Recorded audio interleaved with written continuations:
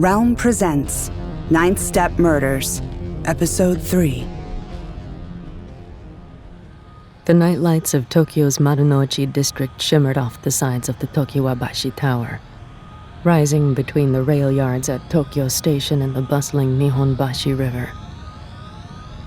Less than 5 years old and nearly 400 meters tall, it was the tallest building in Japan that still housed businesses after the earthquake and the war. But the drone that circled the tower now paid little attention to the building itself. It used the structure's many air traffic control transmitters to plot a safe flight path, but most of the drone's active sensors were directed downward, watching the city. Visible spectrum images were of limited usefulness in the pre-dawn darkness, when glowing billboards and advertising flashes drowned out any other light sources. But the drone's other pickups, infrared, radar, sound, provided a rich survey of urban activity. It was a deluge of data, but the drone had only been programmed to observe, not analyze. Later, maybe, it would learn how to scan for specific crime signatures. The sound of breaking glass, vehicles coming to sudden stops outside traffic lanes, human-sized heat blooms moving faster than average pedestrian speed. From this height, the drone could detect many things. Unfortunately, it was not looking up when the man hit it. The drone's gyroscopes registered a massive disturbance, and though its thruster output spiked to 150% to counteract the downward motion, the weight of an adult human in free fall was far more than the compact field reconnaissance UAV had been engineered to withstand. In less than 2 seconds, the drone was crushed against the pavement, flattened by the corpse tangled in its upper guidance fins. The last bits of data it recorded included audio of what sounded like screaming.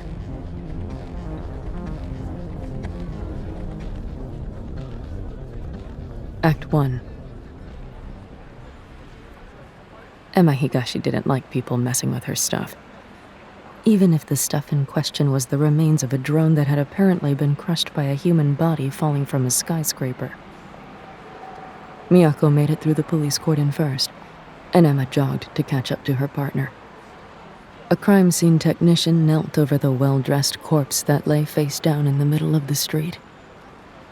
More police stood at the building's entrances and exits, conferring with the tower's security guards. "Konbanwa, Sato-san," Miyako said to the tech. "Konbanwa, Koreda-san," Sato replied. He looked familiar, but Emma couldn't quite place him. She had been meeting a lot of new people recently. "The building is secure?" Miyako indicated the guards. Sato nodded. "Until our investigation is concluded." Miyako gestured at Emma, then continued in English. "You remember Lieutenant Higashi, Emma, my partner. She's joined us from the American Peacekeeping Detachment. Emma, Investigator Sato is one of the Tokyo Metropolitan Police Department's best forensics experts." Emma nodded, appreciating the reminder. "Konbanwa, Sato-san. That's my drone you're scraping off the sidewalk there, by the way." Sato raised an eyebrow. "Thank you, Lieutenant. I did not recognize the model, but I am not very familiar with American military hardware." He hesitated. "May I ask why your drone was flying so close to the Tokiwabashi Tower?" "It's a long story. Do you want to tell us about the dead guy?" Sato glanced at Miyako. "With respect, Lieutenant, we need to collect all information that may be relevant to this investigation." Emma noticed Miyako shifting her weight from one foot to the other. She had come to recognize this as a signal of unease, and Emma did want to stay on good terms with her partner. "It was a test run of some new software," Emma said. "We, the US, have a fair number of drones sitting in inventory here in Tokyo. I suggested we activate more of them to help support crime-fighting efforts. Passive surveillance only," she added quickly when she saw Sato's face souring. Many Japanese were still wary of foreign drones after how the Chinese had used them during the recent conflict, and how they continued to deploy them now during the occupation. And we're working with Tokyo police every step of the way. We're here to help. I see. Sato sounded dubious. How high was this drone programmed to fly? 100 meters, give or take, depending on wind conditions, Emma said. I might be able to pull some data off the drive. Can you show our team how to do that? Sato asked. It's encrypted. You won't be able to access anything without my security keys. I will take charge of the evidence, Miyako said. We will follow police protocol. That seemed to satisfy Sato. Of course, Koreda-san. As soon as we have completed our survey of the scene. Let's give them some room, Miyako said, and led Emma back a few steps, closer to the edge of the cordoned-off area. Then, in a quieter voice, she asked, "Is there anything else I should know about your drone?" Emma suppressed her reflex to be offended, reminding herself that she would probably ask the same question if their positions were reversed. No, that's the whole story. Just a test program.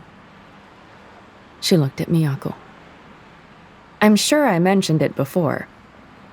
You mentioned you had a conversation with Charles Yardley last week. This was the first flight using the new software. I promise I'll tell you if it goes any further. Superintendent Nishimura knows all about it.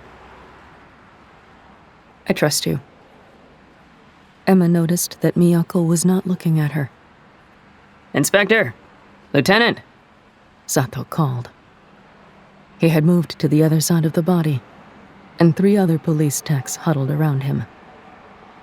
Have you found something, investigator? Miyako asked. Sato held up an old-school phone and aimed it down at the ground. A dot of bright green light appeared on the back of the corpse's hand, and Sato waved his laser pointer in a circle, highlighting that part of the body. We are preparing to turn over the body, but I wanted you to see this first. He's holding something, Emma said, squinting at the hand. Something that looked like gray paper or cloth was wrinkled between the closed fingers. Is that a note? Are we thinking suicide?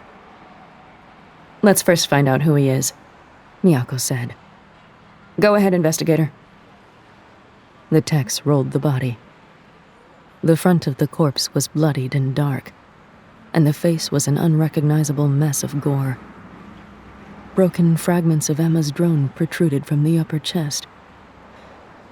That's going to be a fun jigsaw puzzle later, Emma grumbled, kneeling to better assess the damage to the drone.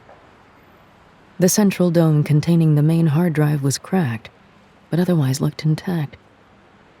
She glanced over the rest of the body and saw a bit of white plastic hanging out of the front right trouser pocket. Emma pointed at the object. Is that a credit card? Sato instructed the tech closest to that pocket in Japanese, and the man used a gloved hand to pull out a slightly bent key card. A hologram ID photo floated between the company logo and a name printed in Japanese. Oh, Miyako said. All the CSI stiffened as well. You know him? Emma asked.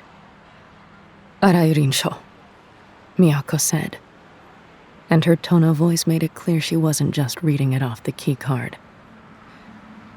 Chairman of the Taniguchi Group. She looked up at the skyscraper. I guess we're going all the way to the top. Chairman Arai's administrative assistant was not expecting to see the police. He spilled his cup of tea when Emma showed her identification, pulling back her jacket to also reveal the sidearm on her hip. Miyako flinched, but said nothing, and engaged the admin in conversation to draw his attention. When did you last see the chairman, Nomura-san? She asked. Several hours ago, Nomura replied, still trembling. The chairman has been working all night and does not wish to be disturbed. but I'm sure I can interrupt for important police business. Miyako and Emma exchanged a look. Nomura-san, I'm very sorry, Miyako began. Is that door locked from the inside? Emma asked, pointing at the sensor pad attached to where a doorknob would have been. The circular device glowed red. Yes, Nomura said. The chairman's habit is to always lock the door when he's here. I can inform him. Don't touch anything. Emma grabbed the admin's shoulder before he could touch his computer keyboard. Can you override the lock from out here? Nomura frowned. There is an emergency function, but I must inform the chairman. I'm very sorry, Nomura-san, Miyako said. We found a body on the street outside. It appears that the person fell from a great height. Our investigators verified Chairman Arai's fingerprints just a few minutes ago.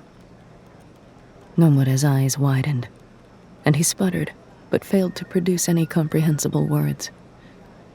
Miyako couldn't think of anything comforting to say. Was Arai alone in there? Emma asked.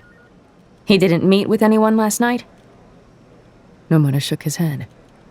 Not here.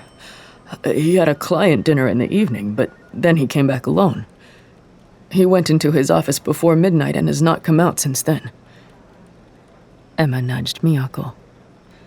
We need to get in there. Nomura-san, Miyako said softly. Is there a way to open that door without telling anyone who might be inside that we're entering? Nomura wrung his hands, as if suddenly afraid to touch anything. Yes, I can do it.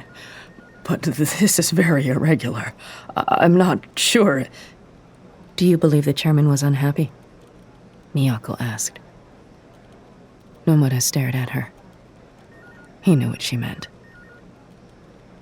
No more than the rest of us. We need to search his office, Miyako said. A crime may have been committed. If we wait, evidence could be lost. She didn't feel the need to share the image in her head of a media drone photographing the office through an open window. Or worse, actually entering and disturbing the crime scene. Nomura exhaled and nodded. Emma went over to the door and drew her gun. I'll go in first, she said to Miyako. You stay out here, just in case there's someone inside and they try to run. Is that really necessary?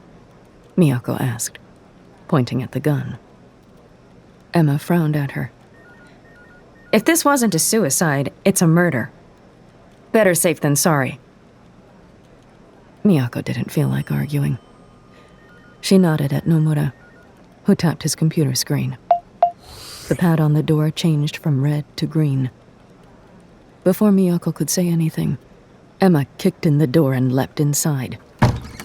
The overhead lights came on as motion sensors in the office detected Emma's stomping around.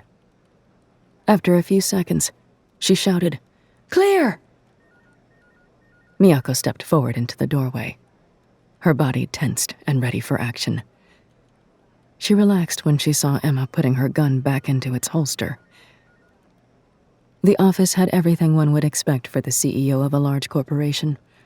Plenty of space, a private washroom, expensive modern art, potted plants to offset the cold, futuristic feel of the building. Miyako walked past the large desk and over to a sliding glass door. On the other side was a small balcony. The transparent viewing bubble enclosing the balcony was ripped open. Look at this, Emma said. Miyako turned to see her partner leaning over the desk. We should leave everything in place for the forensics team, Miyako said. Emma shook her head. I'm not touching anything. Do you see how tidy this place is? She waved a hand over the neat piles of computer tablets and file folders, then pointed at the sliding door. If you're going to jump off the balcony, why bother closing the door behind you? Some people are tidy by nature, Miyako said. We don't know what was going on with the company, or the chairman's personal life. I'm not hearing an argument against homicide. Miyako held up both hands, indicating the empty room, The lack of any suspects in here is a strong indication. Emma grumbled. Tell the CSIs to check every centimeter of this office. Look for escape routes or hiding places, air vents, hidden doors, storage closets. Hell, maybe the guy used suction cups to crawl down the side of the building. She waved at the balcony. You're speculating, Miyako said. Nomura said Arai was alone in this office. As far as he knew. Emma walked toward the door. Let's get forensics up here. And see if they've bagged up my drone yet. Though Emma insisted that Miyako didn't need to accompany her back to the hotel that served as the U.S. Peacekeepers' local base of operations, Miyako insisted that she needed to maintain the chain of evidence for Emma's drone parts. They were, after all, covered in Chairman Arai's blood and other organic materials. Emma didn't feel like debating the point, and also didn't want to exacerbate any additional concerns Miyako might have after their last drone-involved investigation. It was just before dawn when they arrived. The staff at the Hilton seemed especially deferential toward Miyako, almost to the point of ignoring Emma. Maybe it was the novelty of someone new strolling into the building, whose only guests had been the U.S. peacekeeping forces for the last 6 months. Or maybe a Tokyo police inspector just rated higher on the respectometer than an uncouth American. "You live here?" Miyako said, sounding incredulous as Emma opened the door to her suite. She was suddenly very self-conscious about how big the place was. For the moment. Emma wasn't sure she had ever seen Miyako's eyes as big as they were now. What? You've never been in a hotel before? Miyako stared at her. Most of the windows in this building are dark. I saw that when we drove up. They're keeping the power on just for you. How much is the U.S. government paying for this? Emma felt itchy. Hey, I didn't pick this place. I go where I'm told. She went to the closet and started pulling out boxes. Just give me a minute to find this thing. Then we can go poke at our corpse. Miyako looked scandalized. It's not our job to perform autopsies. The drone. Emma shook her head.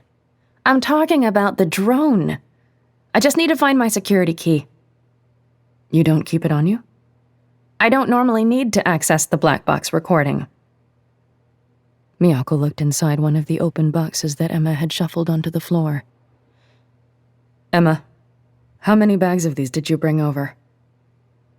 Emma looked over and saw Miyako pointing at her stash of Reese's peanut butter cups. Oh, I get care packages. It's not important. You want some? Help yourself. Please. I'm not eating all those myself. Miyako hesitated, then grabbed a bag and stuffed it into the satchel. Just one, if you insist. Emma turned away before smiling to herself. Here we go. She pulled the security key out of her mission binder and tapped the hexagonal chip against her data sleeve to make sure she had the right one. Okay, now we can visit the Birdman. Birdman? Drone specialist. He's an early riser. The Grand Ballroom was one of the few windowless event spaces inside the hotel, which was why the U.S. Peacekeepers had set up their equipment repair workshop there. But as Emma led Miyako toward the back corner where the drone supplies were kept, she realized that this must have also seemed like a lavish extravagance. She had seen what the Tokyo MPD were working with, logistics-wise. And now Miyako was seeing how many toys the U.S. had brought with them and were not sharing with their Japanese friends. Warrant Officer Bert Humphrey stood when he saw Emma approaching. She introduced Miyako, explained the situation, and told Bert what they needed. Ah, Lieutenant. Bert's face fell as he accepted the evidence bag full of bloody drone parts. Oh, this is very bad. But the black box is intact, right? You can get the data out? Bert heaved a louder sigh than Emma thought was strictly necessary. I'll do what I can, Lieutenant. Give me an hour or so. Those parts are evidence in an ongoing police investigation, Miyako said. I'll stay here while you work. Emma shrugged at Bert. We'll stay. Miyako pulled up a chair. Emma paced back and forth while Bert opened up the drone's fuselage, extracted the black box, and connected it to his computer, making tisking noises the whole time. Half an hour later, they had something. The audio wasn't much help. Between the rushing of air, the sounds of the nearby train depot, and traffic on the road, Chairman Arai's voice was barely audible. His face only became visible at the very end of the recording, when his flailing rotated the drone so its camera faced toward him. Emma asked Bert to isolate the images of Arai's face. Sure looks surprised for someone who knew what was going to happen, Emma said. The drone was a surprise. Miyako sounded defensive. And he's never jumped out of a building to his death before. The experience was probably not exactly what he expected. Voices echoed from the far side of the ballroom. Emma turned to see Major Santiago Vargas, her former commanding officer, leading a full entourage of Japanese dignitaries. At their vanguard was Minister Kobayashi Daiki, the most outspoken reactionary among Tokyo's elected representatives in the National Diet. Shit, Emma said. Miyako stiffened and turned her back on the approaching group. What are they doing here? She hissed at Emma. Sorry, I forgot this was happening today. Let's not discuss an ongoing investigation in front of politicians. Emma patted Bert on the shoulder. Birdman, can you send all that data to my sleeve and then pack up our evidence ASAP? Bert did his best, but he wasn't fast enough, and Santiago couldn't divert the visitors. Emma supposed the good news was that he was finally going to meet her new partner. Inspector Miyako Koreda of the Tokyo Metropolitan Police Department, Emma said, waving Miyako forward. Major Santiago Vargas, commander of the U.S. Peacekeepers in Tokyo. The bad news was that making that introduction gave the two of them an excuse to start a sidebar, leaving Emma alone in Minister Kobayashi's crosshairs. This close, she could definitely sense the disconnect between the smile on his lips and the sinister gleam in his eyes.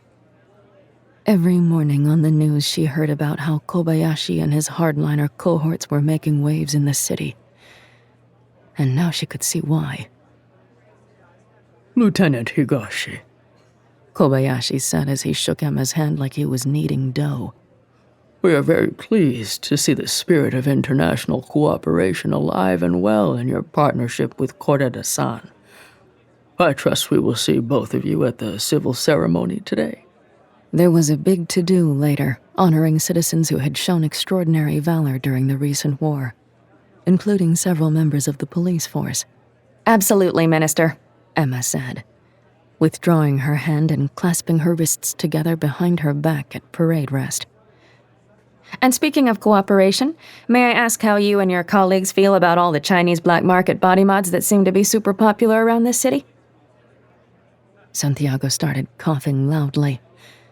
Bert held up the evidence bag, and Miyako grabbed it and escaped while Emma ran interference.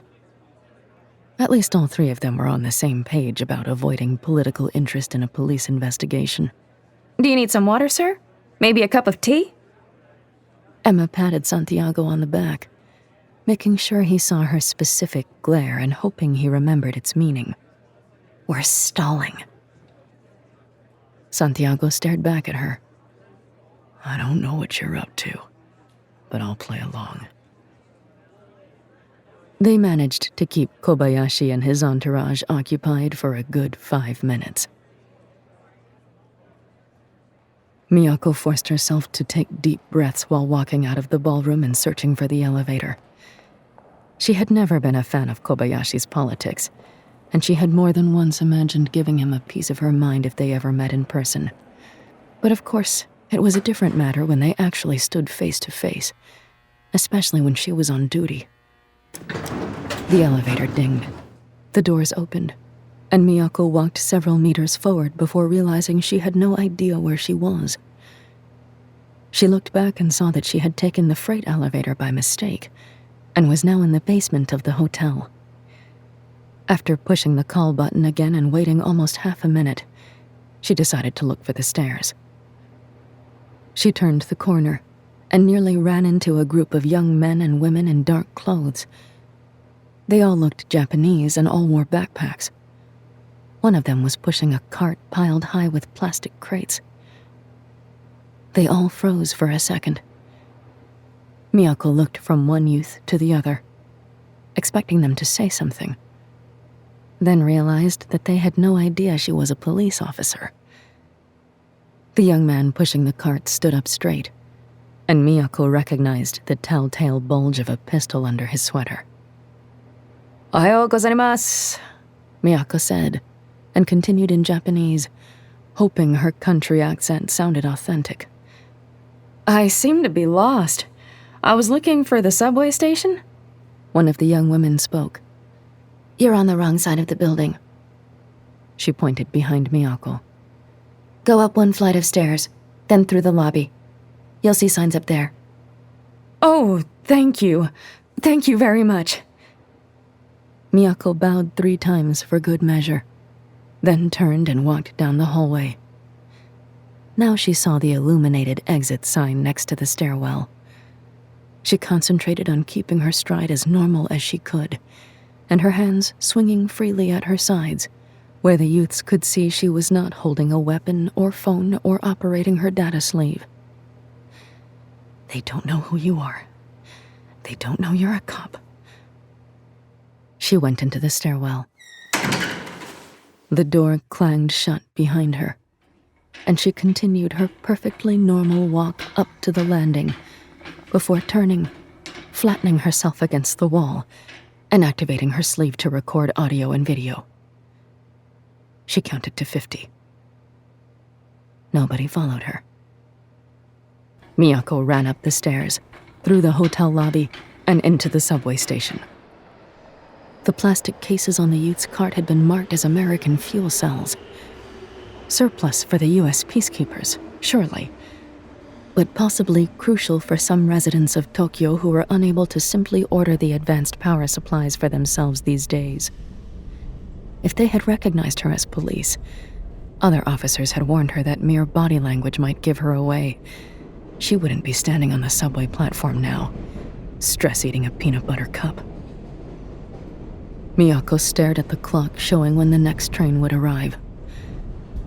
She could tell Emma about the theft she had just witnessed, but to what avail? They had a much more important case to worry about. Besides, she thought as she took another bite of candy, the Americans can spare a few of their luxuries.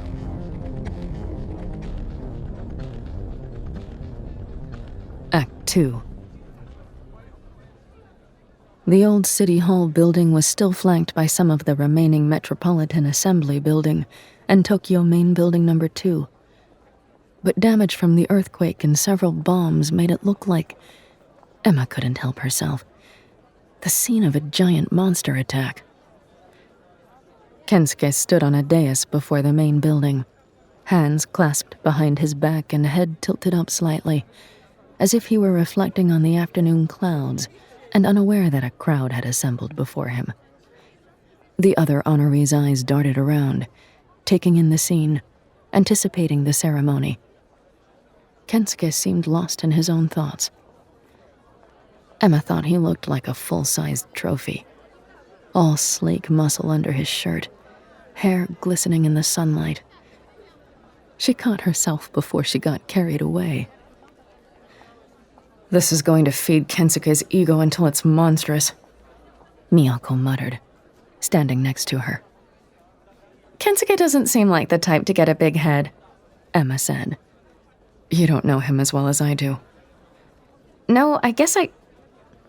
Emma did a double take. "Wait a minute. Are you saying you and him?" Miyako winced. "It was a very brief relationship." "I'm not asking how long it was," Emma said, then coughed violently. Let me rephrase that. The mayor took the stage before Emma could build on her interrogation. He spoke proudly about the honorees' selfless heroism and tireless defense of Tokyo during the Chinese siege. He commended them one by one, and when he got to Kensuke, the language became noticeably more florid. Emma couldn't quite follow the whole speech, but she got the gist of it from how the crowd around her reacted. Miyako made a small sound, but when Emma looked over, her partner stared straight ahead with exactly the proper level of attentiveness. It was Emma who earned Superintendent Nishimura's scowl, and she snapped back to attention. The mayor leaned into the microphone. The municipal building's outdoor courtyard reverberated with echoes. Maeda-san in battle was a hero of Tokyo, and today he remains a man of Tokyo. When the city calls him to duty, even through injury, he always attends. The crowd cheered, including a group of teenagers near Emma who screamed at an ear-piercing volume. He's so cute. One dust-masked teen wearing striped leggings and antique Doc Martens whispered to her friend. Just a perfect snack. He's too old for you, hissed the friend. Don't be ridiculous. They giggled and hushed as the mayor raised a large medal on a ribbon, emblazoned with flags of Tokyo City, and draped it around Kensuke's shoulders. Emma could see it now, the stiff way he moved while bowing to receive the medal. Kensuke had never talked about any injuries, and Miyako hadn't mentioned it either. There seemed to be several important facts that Miyako had failed to share with her partner. Everyone applauded at the conclusion of the ceremony. Emma thought Kensuke looked adorably uncomfortable.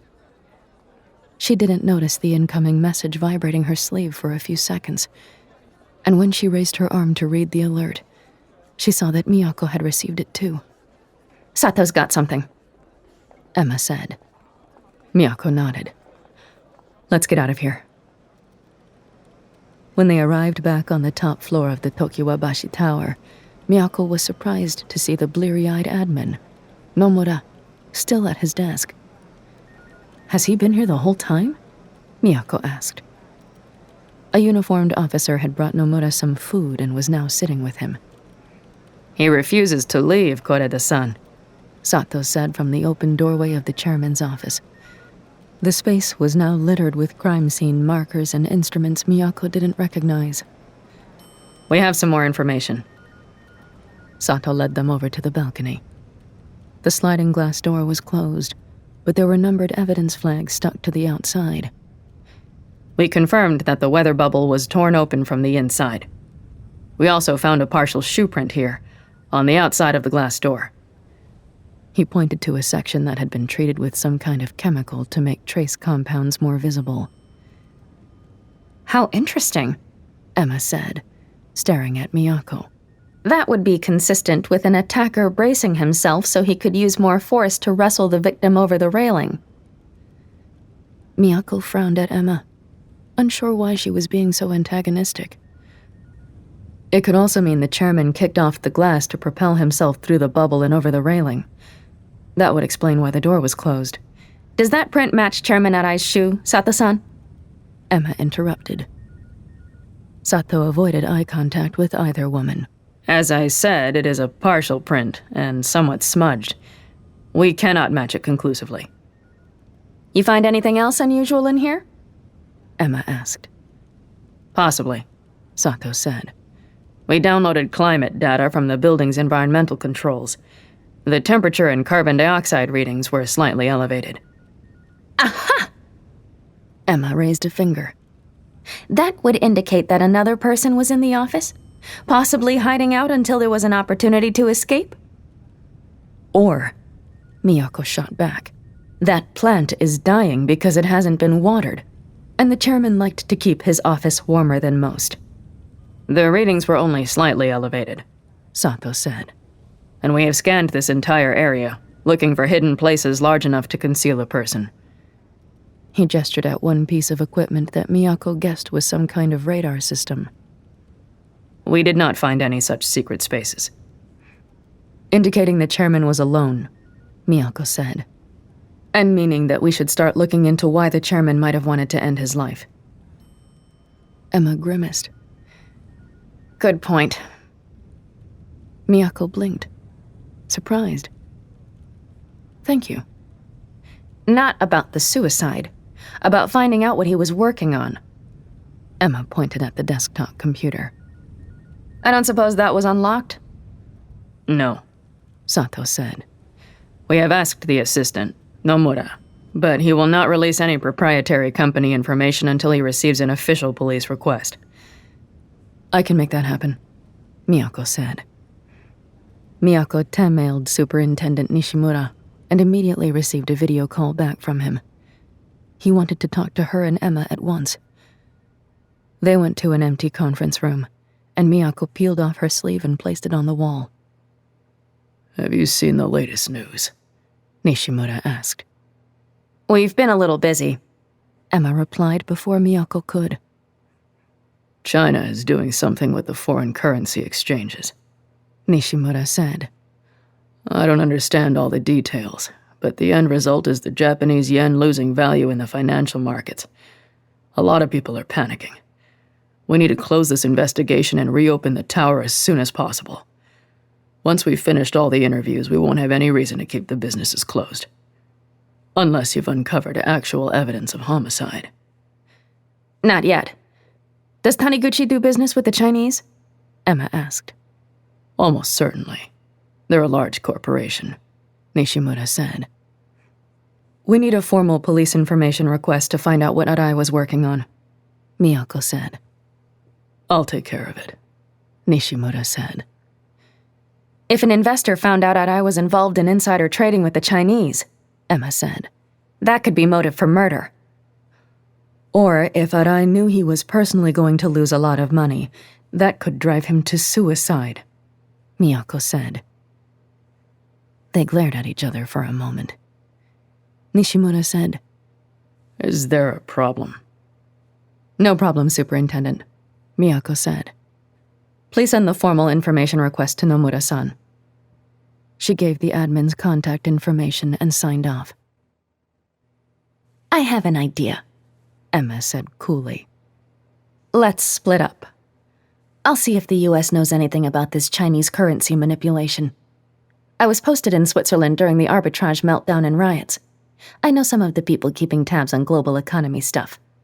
Might help us understand how the market fluctuations are affecting Taniguchi. Good idea, Miyako replied, just as coolly. I'll go talk to Arai's family. Maybe they can shed some light on his state of mind. Great. Fine.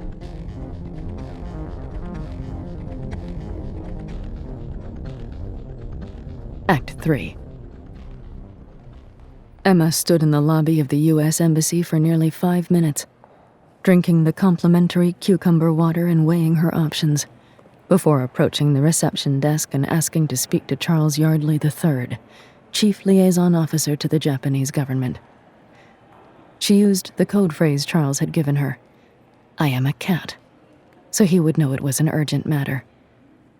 Not that she was likely to visit him when it wasn't urgent, but sometimes it was best to let a man have his delusions. She was in his office less than a minute later. Are you here about the fuel cell theft? He asked after closing the door. The what? Never mind. Charles waved a hand and sat down behind his desk. Someone stealing supplies from us? Petty crime. At least it's not weapons. Charles smiled unconvincingly.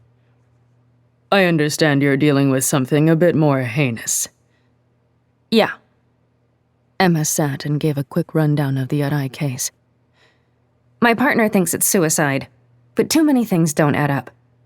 We're waiting for information on what Arai was working on. If you know anything about the Chinese dealing with the Taniguchi group, maybe related to this currency market kerfuffle. The Chinese are just shaking the tree, Charles said. Emma hated how he was always interrupting people.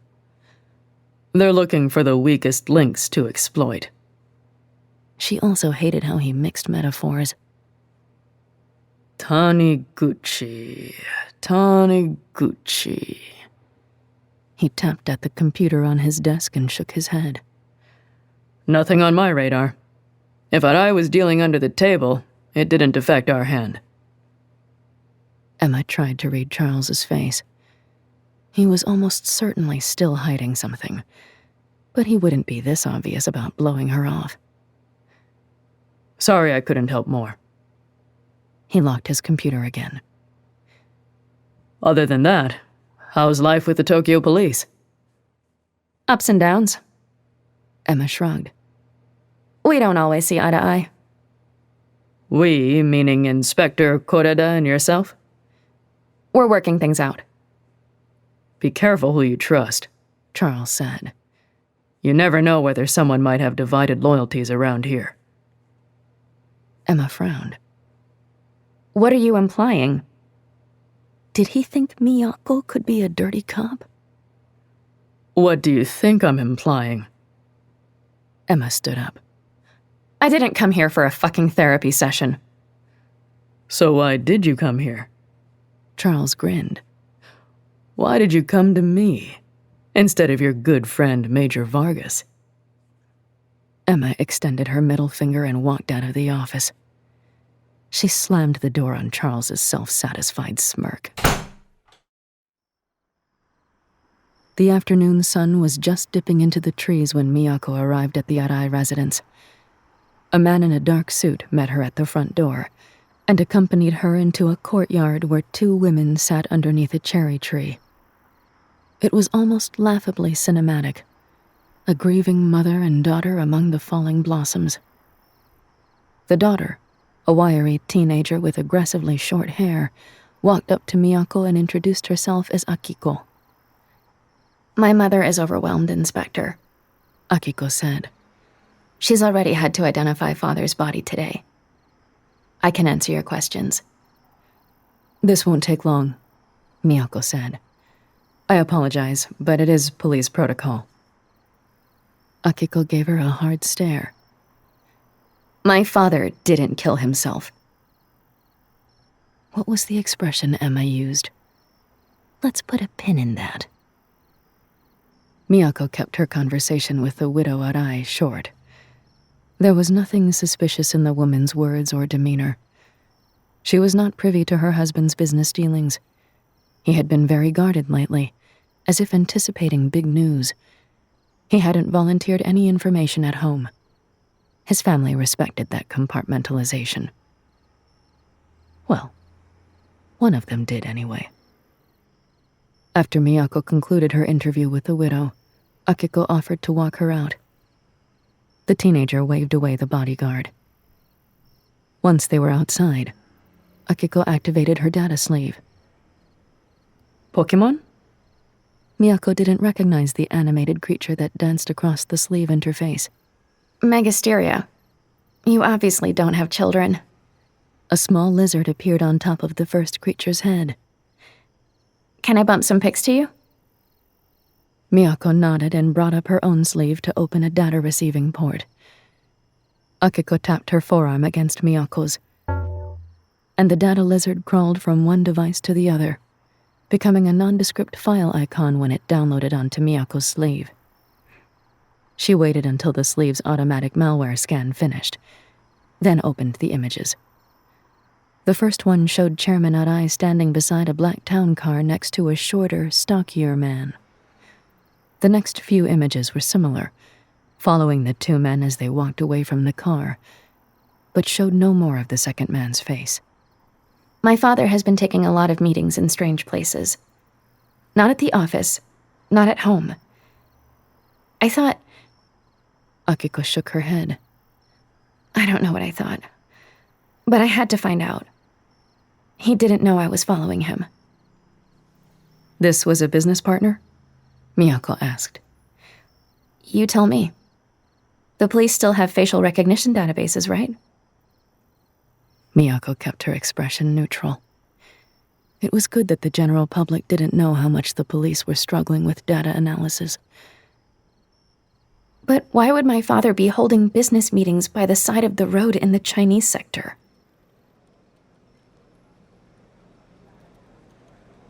Emma felt a little bad about flirting with Kensuke in front of Miyako, but not enough to stop. Besides, what did she expect after calling them into the Organized Crime Bureau offices after hours? Miyako sat at a workstation that Kensuke had logged into, isolating the face from her sleeve images. She had already checked the geotags and confirmed that Akiko had taken the photos near Yasukuni Shrine, looking into the other side of the checkpoint, into the Chinese sector. Kensuke leaned against the wall, a casual contrast to Miyako's head-down concentration. Emma couldn't help but notice that his evening street clothes were very stylish. Fat noodles? Kensuke made a face. Very... what is the word? Unladylike. They had been discussing nearby food options, since Emma hadn't eaten dinner yet, and the subject of ramen preferences had come up. I never said I was a lady. Anyway, how ladylike can you be when you're wearing a bib? Kensuke shook his head. You are eating at the wrong places. I'll take you to a nice restaurant. Tomorrow night? Emma smiled. I'll pencil you in. No matches. Miyako said, louder than necessary. Are all the databases online? Kensuke leaned over her to reach the touchscreen. Should be. Here, let me make sure you're doing it right. Miyako scowled at Emma, as if that comment were her fault. Emma made a face back at Miyako. I'm just standing here. The system's working, Kensuke said, leaning back. Whoever your man is, he's not a gangster. I guess you need to go talk to the Chinese. Good luck.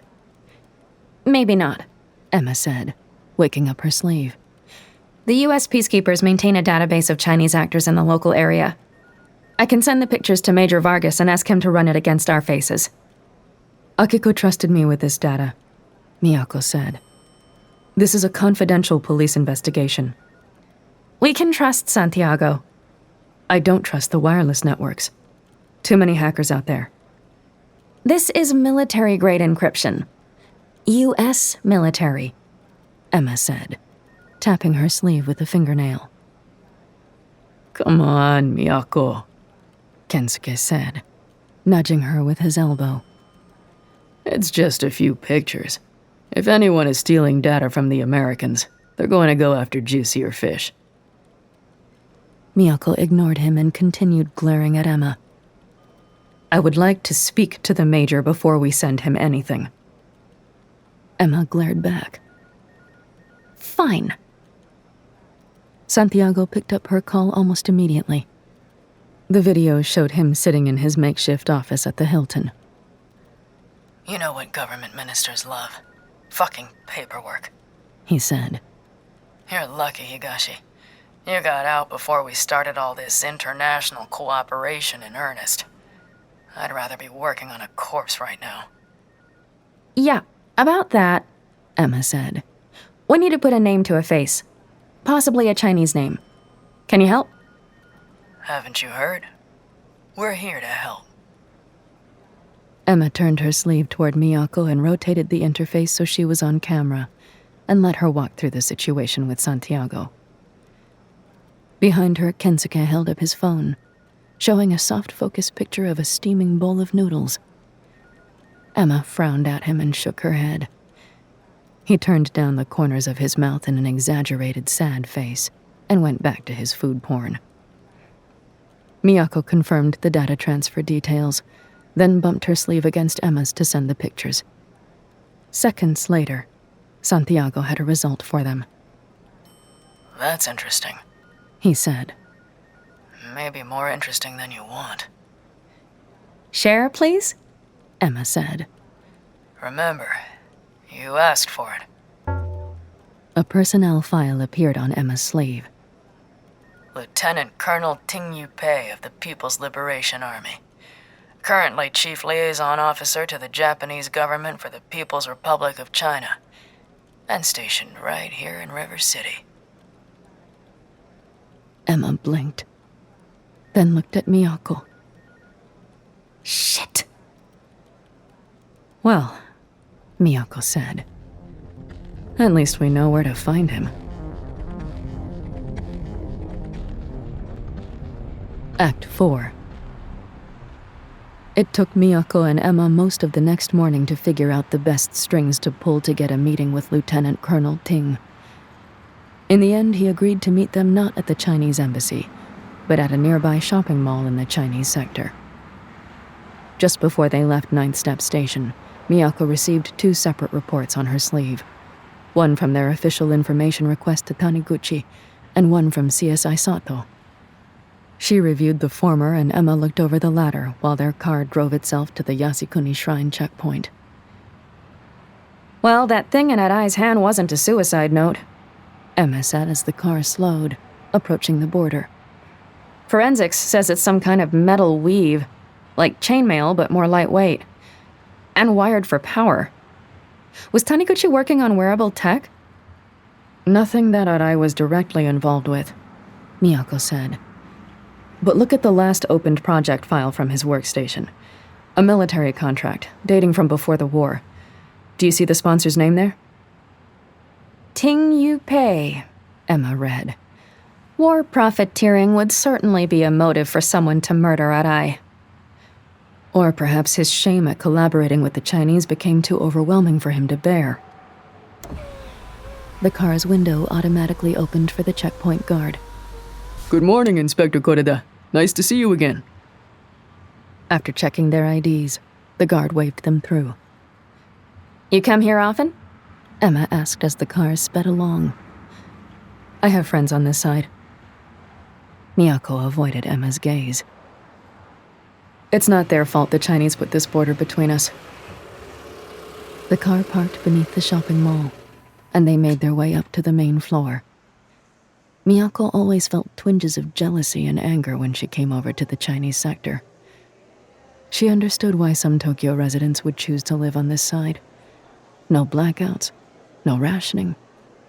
But the constant propaganda was grating.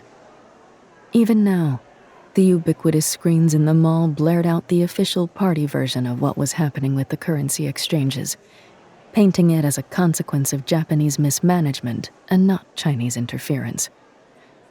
They found Ting in the back of a toy store, standing before a wall of costume jewelry and accessories. I don't even know the names of half these colors, he said in English. The names don't matter. Just make sure they work together. Miyako completed the challenge response that Ting had insisted on using. Thank you. Ting pulled a bracelet off the shelf and stared at it. I was very sorry to hear about Rinsho's passing. I like to think we were more than just business partners. You sure worked together long enough to build a personal relationship, Emma said. When's the last time you spoke to him?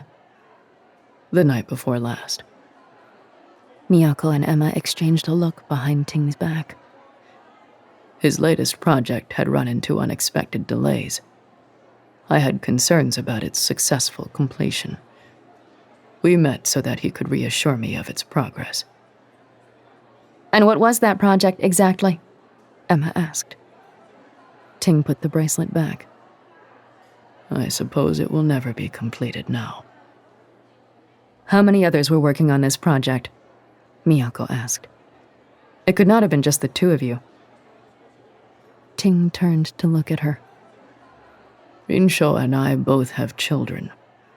We were working together to ensure their peaceful futures. He and I were willing to cooperate where our governments were not. But now that he's gone, I am in a very precarious position. So was I. Right before he fell off a skyscraper, Emma said.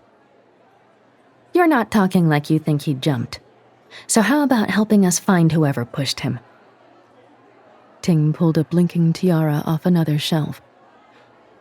I suggest you purchase something too. Looks less suspicious that way. He turned to leave, but Emma stepped into his path. Just one question. How do you say fair weather friend in Mandarin? Good morning, ladies. Ting glared and brushed past her with the tiara. Miyako picked up a cylinder decorated with megasteria creatures. She recognized the logo now, and read the instructions to see what it was. This is interesting. You spray these nanoparticles onto any surface, and they self-organize into the shape of an animated lizard. This is more interesting. Emma glanced over her shoulder, then raised her data sleeve for Miyako to see it glowing with information. A log of Lieutenant Colonel Ting's whereabouts for the last week. What? Miyako studied the data. You hacked his sleeve? Calm down, Emma said. It's completely legal software. Not my fault if he left his wireless settings to auto-join and broadcast. That sounded familiar. Miyako recalled a security memo that Tokyo MPD had circulated to all their officers a few months ago. You can tell which public networks his sleeve has connected to recently. Yep. Emma scrolled through the list. And it looks like there were only a few logged on the Japanese side of the city. Shall we? Miyako held up the lizard spray. I'm buying this first. Emma grimaced and picked up a different can. At least get it in orange, not green. Ting's limited travel in the Japanese-held parts of Tokyo made it easy to narrow down his movement using the wireless data. His final meeting with that eye had been in a disreputable bar near the red light district. Miyako made some calls and learned that one of her regular informants, Aki Yamaguchi, had been in the same bar that night. He agreed to meet there in exchange for lunch. Let me do the talking, Miyako told Emma. He'll probably be more comfortable speaking Japanese. Fine by me. As it turned out, Aki really wanted to practice his English. He wore a vintage Chicago Bulls jersey and a New York Yankees snapback that had seen better days. His initial excitement at learning that Emma was American abated when he learned she wasn't into hip-hop. You were here 2 nights ago? Emma asked, since she had Aki's attention. Yeah, dog, he said. Just chilling, you know? Sure. And you saw Chairman Arai meeting with this man? Emma held up her sleeve to show Ting's picture. Yeah, no doubt, Aki said. The 2 of them, plus one younger dude. There was a third man? What did he look like? Aki shrugged. Normal, like a salaryman. Suit and tie, eyeglasses. Emma glanced at Miyako. I don't suppose there are cameras in here. Miyako shook her head. Aki, did you overhear any of their conversation? Sorry, dog. I was too busy shaking booty, Aki said. Emma bit her tongue. But I saw Arai come in with the young dude first. He pointed to a secluded booth on the other side of the dilapidated dance floor. Then the other fella arrived. They all talked for a while, had some drinks, and shook hands, like they were agreeing to something. Then the young dude went to the toilet, and the other 2 walked out the front door. Thank you, Yamaguchi-san. Miyako stood up. Emma, there may not be cameras in here, but there are definitely some on the street outside. Back at Ninth Step Station, Miyako contacted the data miners, who sent the relevant street cam footage to her desk. There were 8 angles that showed all possible exits from the disreputable bar. Is that everything? Emma asked when Miyako had arranged the camera views into a grid. Dog? Stop it. Miyako synchronized the videos for playback. Emma finished laughing and drew a breath. Why is it always dog, though? Why not cat? Or moose? Or lizard? Liz, for short. There's Chairman Arai. Miyako pointed at an image of the chairman coming out of the bar, then scrubbed forward. and 1 minute later, Lieutenant Colonel Ting. What about the third man? Young dude. Miyako spun the footage forward at high speed. They saw the younger man accompany Arai into the bar, but for the rest of the night, only couples and groups left through the front door. Miyako and Emma checked the back doors and windows too, but saw only bar staff taking out trash around their smoke breaks. That doesn't make sense, Emma said. Young dude suddenly made a bunch of friends at the bar after his big meeting with Arai and Ting? Or he snuck out and bypassed all these cameras. Maybe we don't need to see him, Miyako said. He was dressed like a salaryman. He arrived with Arai. What if they left work together? Emma snapped her fingers. Keycards get logged in and out of the building. Miyako nodded. Let's return to the scene of the crime. Emma groaned. Please never say that again.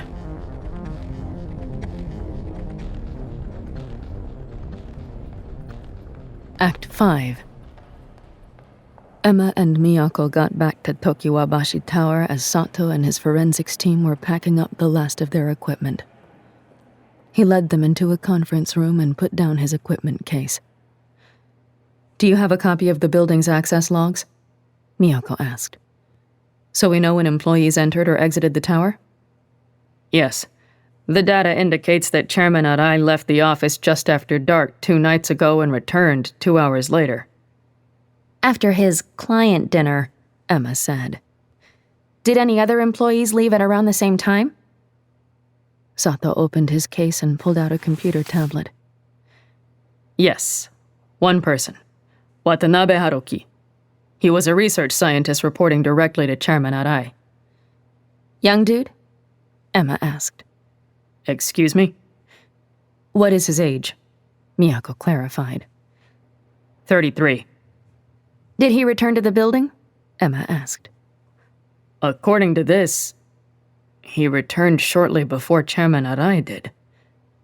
Sato frowned. That's odd. There is no further record of his movements after that. How interesting, Emma said.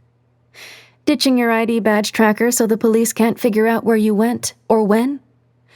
Sure sounds like a murderer move to me. Miyako sighed. We still don't have a motive. Emma stepped over to Sato's open case. Is that weird cloth still in here? Yes, Higashi-san. Sato stood and pulled a clear plastic evidence bag out of the case. Emma took it and held it up to the light. We haven't identified the material yet, but it does appear to be torn off a larger piece. So if this is what Arai and Watanabe were working on, and what Ting wanted to buy from them, Emma said, what the hell kind of fabric is special enough to kill someone over? We have noticed one peculiar effect, Sato said. If you would please place the evidence down on the table, Higashi-san. Emma opened the evidence bag and laid the cloth flat on the tabletop. Sato took out his phone and turned on the green laser pointer, aiming the dot at the center of the gray cloth, avoiding the blood stains. He moved the dot between the cloth and the off-white tabletop. You see how much brighter the laser appears on the table as compared to the cloth, Sato said. Isn't that normal? Emma asked. Yes, but look at this now. Sato placed the dot at the ragged edge of the fabric, where the cloth had been torn. The green laser suddenly appeared brighter. Emma had a thought and adjusted her ocular implant. So the fabric is thinner where it was torn?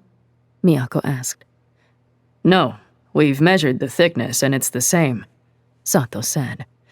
But the act of tearing may have disrupted the internal structure. There is a complicated network of... Give me your phone, Emma said, holding out a hand. Sato looked at Miyako. She nodded at him. What do you see, Emma?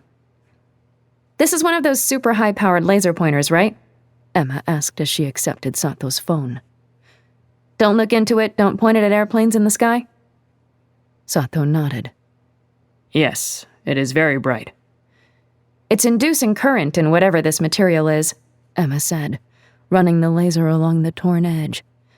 She tapped the side of her head. I can see it with my passive EM sensor here.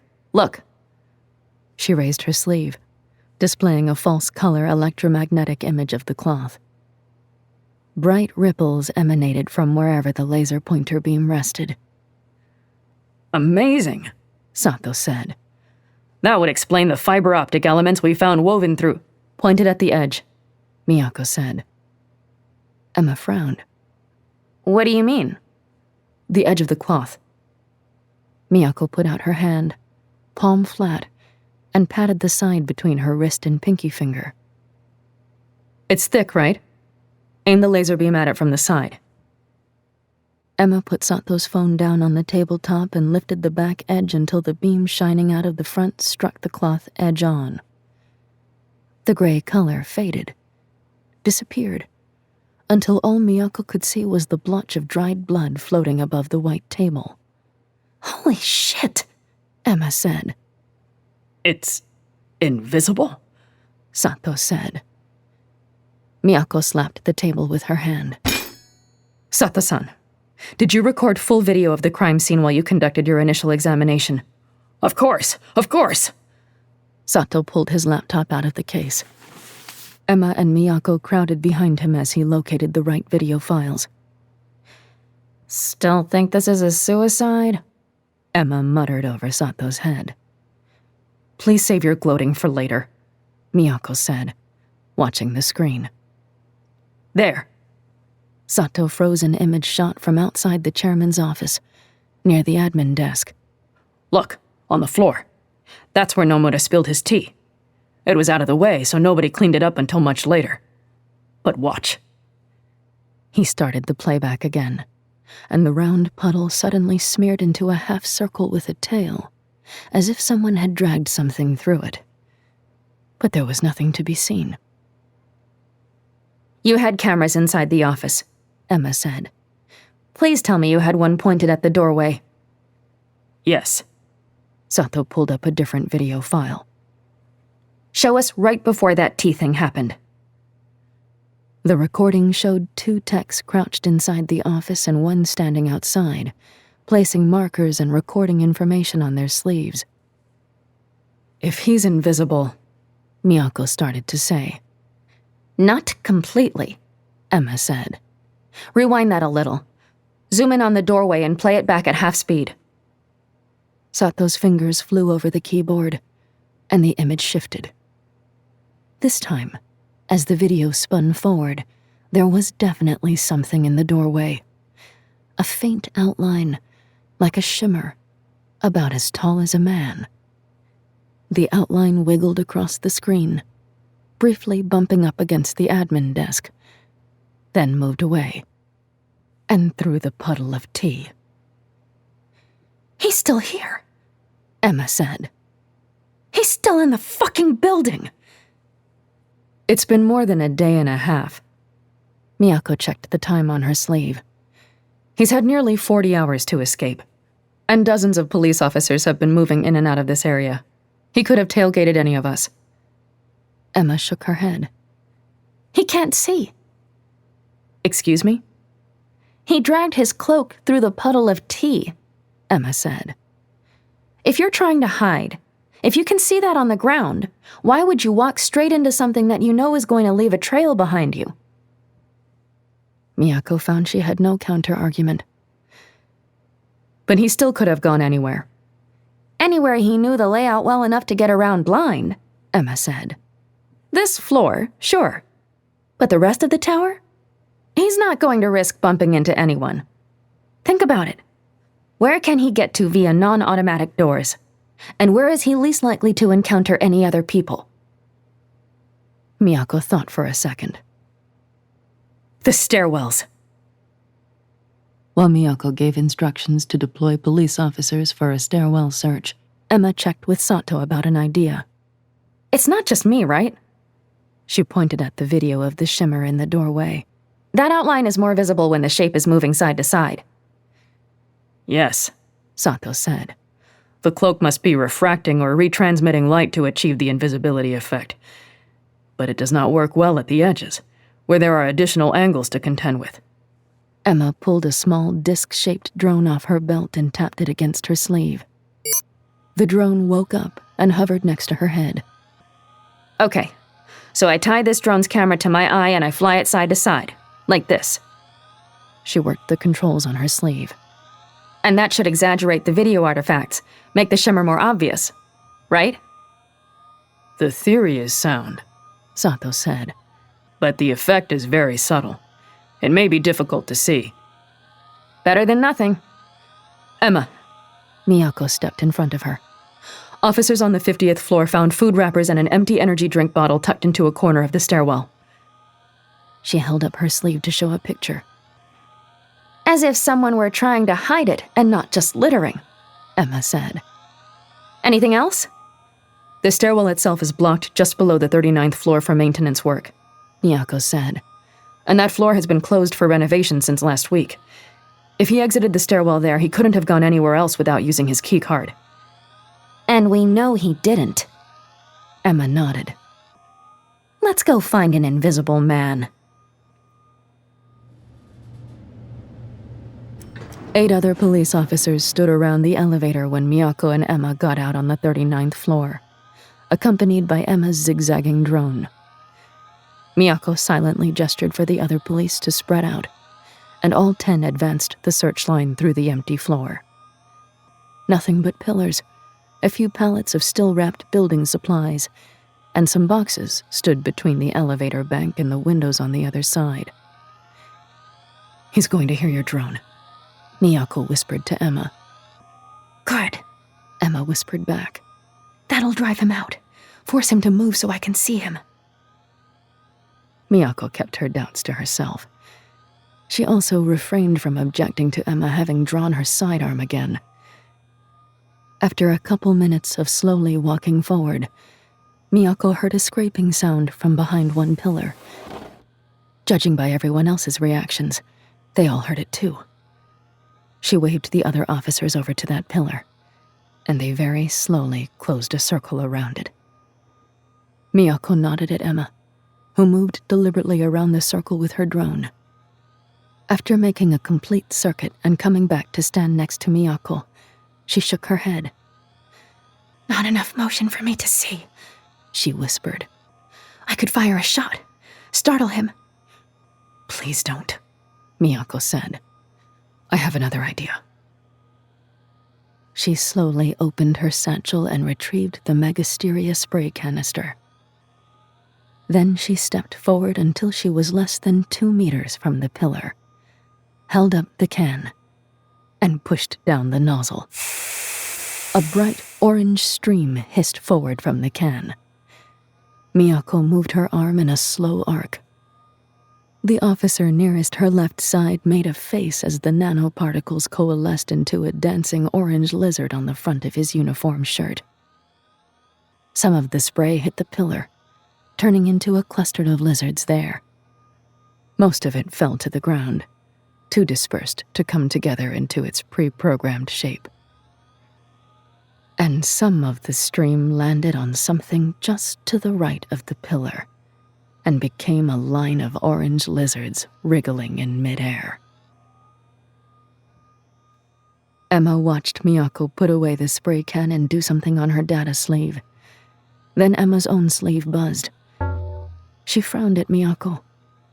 You're texting me? Now? WTF? Miyako replied with a hard stare. Emma raised her sleeve to look at the text message. Turn around and shout. She smiled and nodded, then turned away from the floating lizards. Watanabe Haruki! Emma yelled at the windows. Police seek to talk with you! She was pretty sure she didn't have the right Japanese grammar. Emma looked over her shoulder. The line of orange lizards suddenly jerked backward, and Miyako leapt forward and tackled thin air, except her arms closed around something, and when momentum carried her forward, she ended up levitating above the floor. The other officers shouted and closed in. Emma reached out until her hand pressed against something invisible, And then she yanked away the cloak, revealing a tired-looking young man who had at least a day's worth of stubble across the bottom of his face. Emma pulled a Taniguchi key card off his belt. "Watanabe Haruki," she read. "You are under arrest for the murder of Arai Rinsho." The young man seemed to deflate. Emma turned the cloak over. It was indeed opaque from the other side, and found a battery pack attached to a cartridge labeled "Warning, 532 NM laser." She turned off the power. The cloth shimmered and became a dull gray bundle in her arms. "He was going to sell it," Watanabe cried. "To the Chinese! I could not allow that!" Emma crouched over him with the cloak. Who did you think was going to buy this? The local Rotary Club? "That is a Japanese creation," Watanabe said. "It is not for sale. And I will not betray my nation by letting it fall into the wrong hands." "Your nation is no longer your concern," Miyako said. "Take him to the station." The police finished clearing the Taniguchi offices shortly before the end of business hours, so Miyako and Emma were able to get seats at the popular noodle shop in the ground-level plaza next to Tokiwabashi Tower. Miyako noticed that Emma did not order the fat noodles. "One thing about war," Emma said, looking at the television in the corner of the shop. "It really encourages everyone to pick a side. Watanabe certainly wasn't this patriotic a year ago. His company sold plenty of other tech to China." Miyako watched the silent news coverage for a moment. The currency exchanges had settled down for the moment, but the new rates definitely favored the Chinese. "It's easy to count money. It's more difficult to count what is in your heart." Emma nodded without making any sort of joke. That was a little surprising. "I suppose your American friends will be interested in the cloaking technology," Miyako continued. "Everyone's interested," Emma said. "But apparently nobody's willing to do more than rattle sabers about it at this point. The good news is, the fact that Watanabe confessed to killing Arai keeps this from becoming an international incident. Lieutenant Colonel Ting is denying any involvement, and we can't prove otherwise without getting ourselves into trouble." "Mr. Yardley didn't have anything to say about that?" "Charles has a lot of things to say."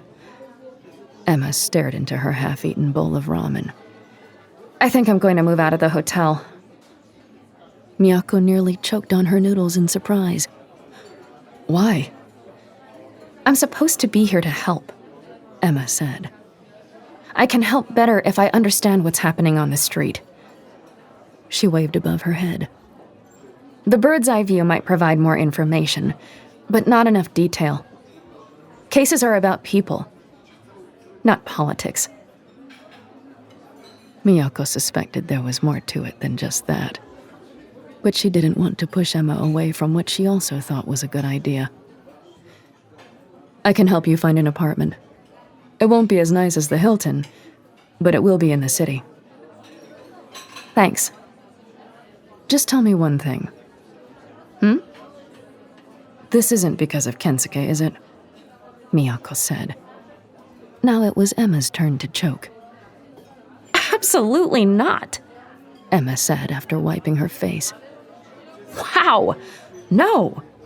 This is about the job. Kensuke is... He can be somewhat old-fashioned," Miyako said. "If you know what I mean." "Yeah, no shit. Thanks for the warning." There was a bitter edge to Emma's laugh. "Any other stuff you want to warn me about before I sign a lease?" Miyako thought about the young people in dark clothes, carrying stolen American supplies through the hotel basement. She thought about the taste of peanut butter and chocolate on her tongue. "No," she said. "I'm glad you're here."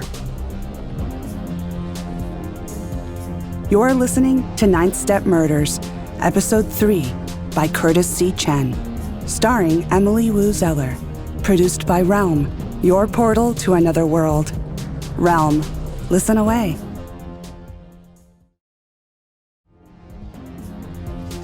Ninth Step Murders is written by Malka Older, courtesy Chen, Jacqueline Koyanagi, and Fran Wilde. It is executive produced by Julian Yap and Molly Barton. Audio production, voice direction, sound design, editing, and theme music by Amanda Rose Smith.